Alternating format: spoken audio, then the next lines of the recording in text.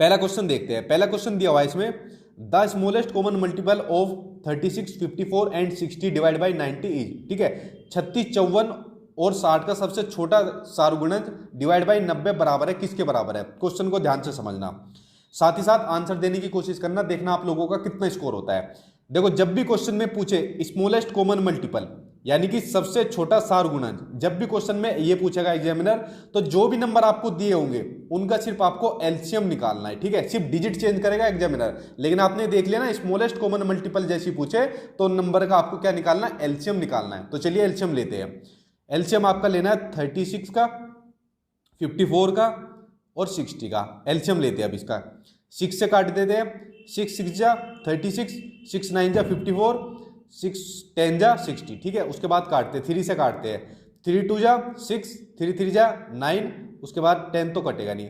उसके बाद 2 से काटते हैं, 2 1 जा 2, 3 2 5 जा 10। अब इसका आगे तो कटेंगे नहीं, ठीक है, आपस में मल्टीप्लाई कर लेते हैं।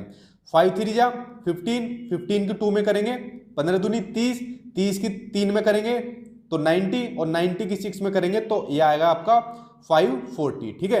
तो इन नंबर का क्या निकल के आ गया, सबसे छोटा सारगुणज निकल के आ गया ना 540।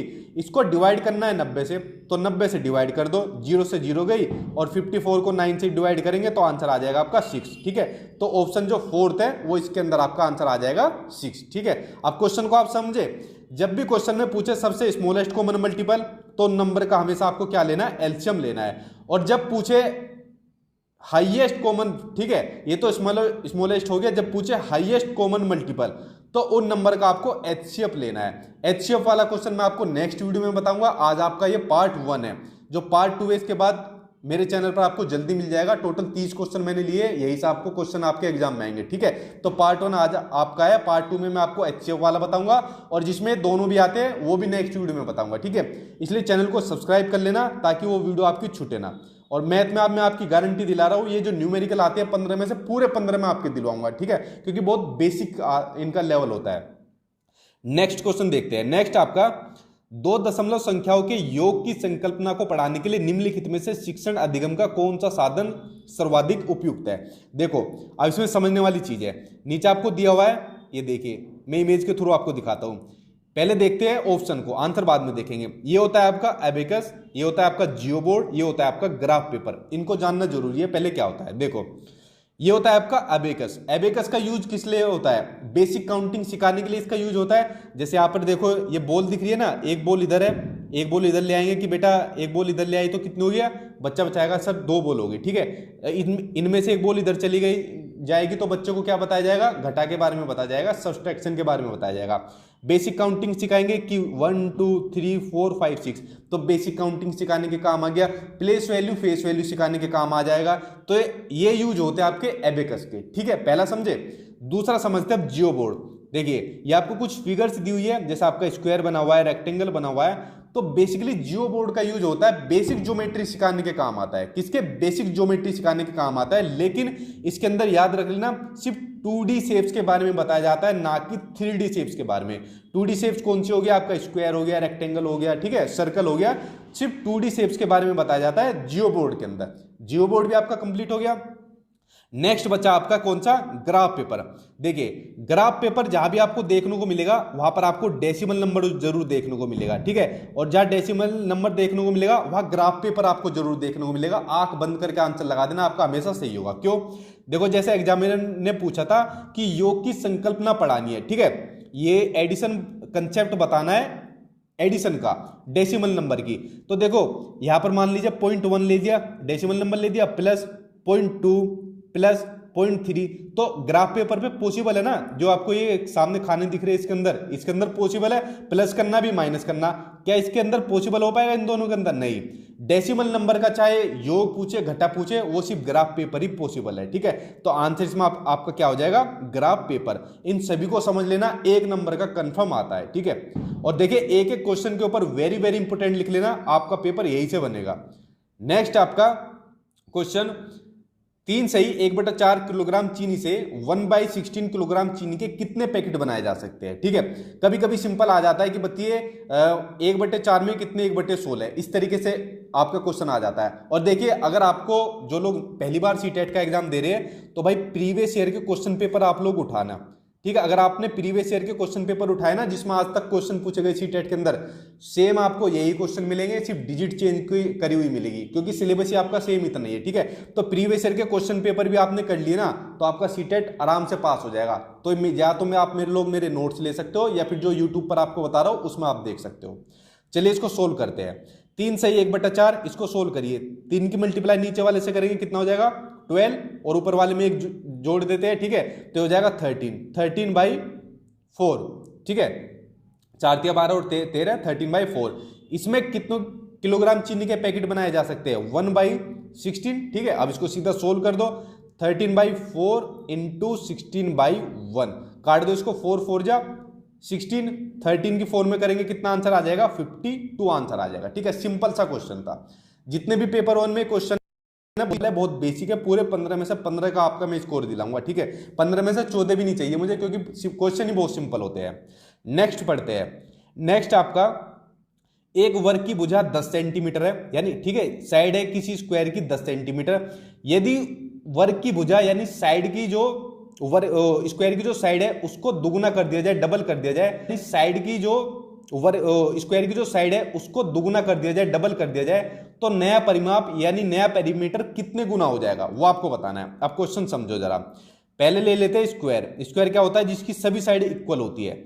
इसकी वर्ग की भुजा कितनी दे रखी है, 10 सेंटीमीटर। मान लो ये साइड इसकी 10 है तो सभी 10 हो जाएगी, क्योंकि इसकी सभी साइड इक्वल होती है। ठीक है, उसके बाद कहता है यदि इसकी साइड को दुगुना कर दिया जाए, डबल कर दिया जाए। मान लीजिए स्क्वायर बनाया दूसरा, तो 10 का डबल कितना हो जाएगा, 20 हो जाएगा।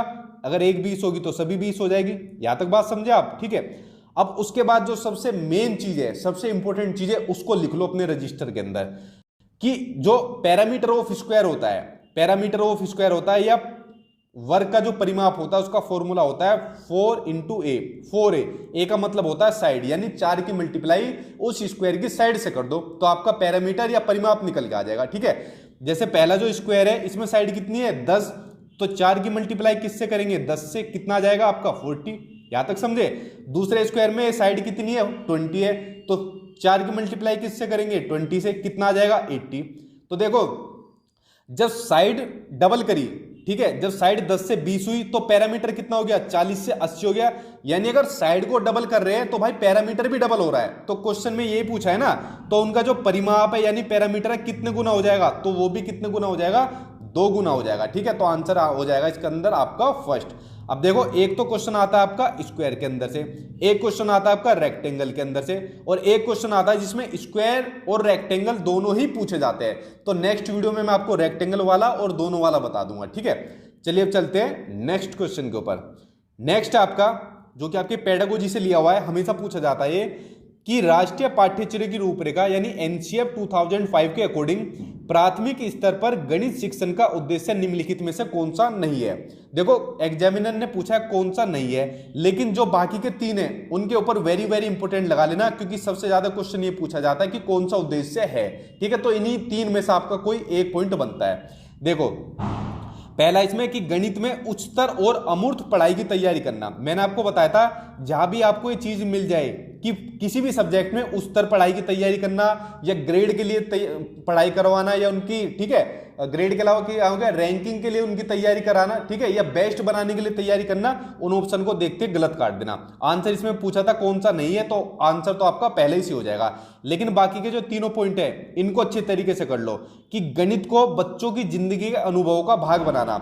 जिस भी सब्जेक्ट को आप बच्चों की जिंदगी के अनुभव से रिलेट कर दोगे वो ऑप्शन आपका हमेशा सही मिलेगा। तो ठीक है, ये उद्देश्य होता है गणित का। दूसरा, समस्या समाधान और समस्या प्रस्तुत करने के लिए प्रोत्साहित करना। जहां भी बच्चों को या बच्चों के विचारों को, ठीक है, उनको प्रोत्साहित करने की बात आ जाए उस ऑप्शन को देखते ही सही काट देना। ठीक है, वो आपका सही होगा। जैसे फोर्थ ऑप्शन में भी यही है, तर्क संगत विचारों को प्रोत्साहित करना। ठीक है, तो प्रोत्साहित पर मैंने क्या कहा था, वो आपका पॉजिटिव होगा। और जहां पर भी आपको मिल जाए हतोत्साहित, ठीक है, हतोत्साहित मिल जाए उस ऑप्शन को देखते गलत काट देना। आपको बच्चों को प्रोत्साहित करना है, ना कि हतोत्साहित। ठीक है, तो तीनों ही आपके लिए इंपॉर्टेंट है, ये आपके उद्देश्य होते हैं गणित शिक्षण के, और पहला ऑप्शन आपका सही हो जाएगा क्योंकि क्वेश्चन में आपका नेगेटिव पूछा था। ठीक है, चलिए अब चलते हैं नेक्स्ट क्वेश्चन के ऊपर।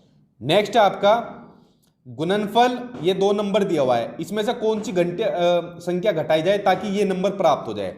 इस क्वेश्चन में कुछ नहीं आता, सिंपल 2 डिजिट पूछता है, देता है एग्जामिनर, और फिर पूछता है कौन सी संख्या घटाई जाए या फिर कौन सी संख्या जोड़ी जाए। सबसे ज्यादा यही पूछता है कौन सी संख्या घटाई जाए। ठीक है, कि हमें कोई फलाना ये संख्या प्राप्त हो जाए। अब देखो कुछ नहीं करना, सिंपल इसके अंदर ये आपका 1109 मल्टीप्लाई 505, इसमें से कौन सी संख्या घटाई जाए, कोई भी घटा लो, मान लो x घटा लेता हूं। ठीक है, और ताकि कौन सा नंबर प्राप्त हो जाए, ये 5,05,050, यही तो पूछा है ना। अब इन दोनों की मल्टीप्लाई कर दो, मल्टीप्लाई करने के बाद क्या आंसर आएगा, वो मल्टीप्लाई करने के बाद क्या डिजिट आएगी, करते हैं तो 5, मेरे साथ करिए आप भी मल्टीप्लाई, 4 0, ठीक है, उसके अलावा 5 60, ये नंबर आ गया। ठीक है, इसमें से क्या घटाया था, x घटाने में क्या नंबर मिला था, ये 50 50 50। अब x की वैल्यू निकल के आ जाएगी, इसमें से ये वाला घटा दो। ठीक है, तो आंसर आपका निकल के आ जाएगा। ठीक है, तो सिंपल इसके अंदर क्वेश्चन के अंदर कुछ नहीं था, जो मैंने आपको चीज बताई सिर्फ उतना जान लेना है। ठीक है, कि यहां पर या तो पूछेगा कौन सी संख्या घटाई जाए, ठीक है, या फिर पूछेगा कि कौन सी संख्या जोड़ी जाए, और सिर्फ आपको यहां पर डिजिट चेंज करके दे रहा, सिर्फ आपको मल्टीप्लाई करके, ठीक है, उसको बाद में जोड़ना है, घटाना है। ठीक है, ये काम अब होमवर्क कर लेना, देखना 4 में से कौन सा सही निकलेगा आपका। एक काम होमवर्क के लिए भी आपको दे दिया। ठीक है, नेक्स्ट आपका निम्नलिखित में से कौन सा 11,1111 संख्या का प्रतिनिधित्व करता है। ठीक है, यानी उसको रिप्रेजेंट करता है, नीचे वालों में से कौन सा। देखो इसको करते हैं, लिख लेते हैं। पहला 11,000, ये लिख लिया हमने 11,000। ठीक है, उसके बाद है 1100, तो उसके बाद लिख लेते हैं 1100, उसके बाद है 11,11। ठीक है, इनको जोड़ लो, 1 1 1 2 1। ठीक है, यानी 12,111, 12,111 सही आंसर हुआ। सिर्फ यहां पर आपको नंबर दे देगा, या 11,1111 दे दिया, कभी 10,000 दे देगा, कभी 8,000 दे देगा, सेम एज इट इज करता है। बाकी क्वेश्चन आपके सेम रिपीट होता है आपके सीटेट के मैथ्स के अंदर। ठीक है, बहुत सिंपल क्वेश्चन होते हैं। चलिए अब चलते हैं नेक्स्ट क्वेश्चन पर। नेक्स्ट आपका मैं कौन सी संख्या हूं, हमें नहीं पता भाई कौन सी संख्या हो, अब आगे जो एग्जामिनर बोलेगा उसके अकॉर्डिंग बताएंगे कौन सी संख्या हो। मैं 2 अंकों की सम संख्या हूं, 2 डिजिट इवन नंबर हूं मैं 3 4 6 का सार गुणन जो, ठीक है, कॉमन मल्टीपल हूं 3 4 6 का, मेरे कुल 9 गुणनखंड है, बताओ मैं कौन सी संख्या हूं। नीचे 4 आपको संख्याएं दे देगा। देखो जब भी ऐसा क्वेश्चन आ जाए आपको हमेशा ऑप्शन से उसका आंसर सही करना है। ठीक है, इन क्वेश्चन में अपनी तरफ से ज्यादा सोल्व मत करना, क्योंकि वरना आपका टाइम ज्यादा लग जाएगा, और मैथ्स में सारा खेल टाइम का है। अगर आपने कम टाइम में ज्यादा स्कोर किया तभी आपका कोई एग्जाम क्रैक हो पाएगा, क्योंकि मैथ्स में जो आपकी जो मैटर करता है ना वो टाइम करता है, इसलिए कम टाइम में ज्यादा आंसर आपको सोल्व करने हैं।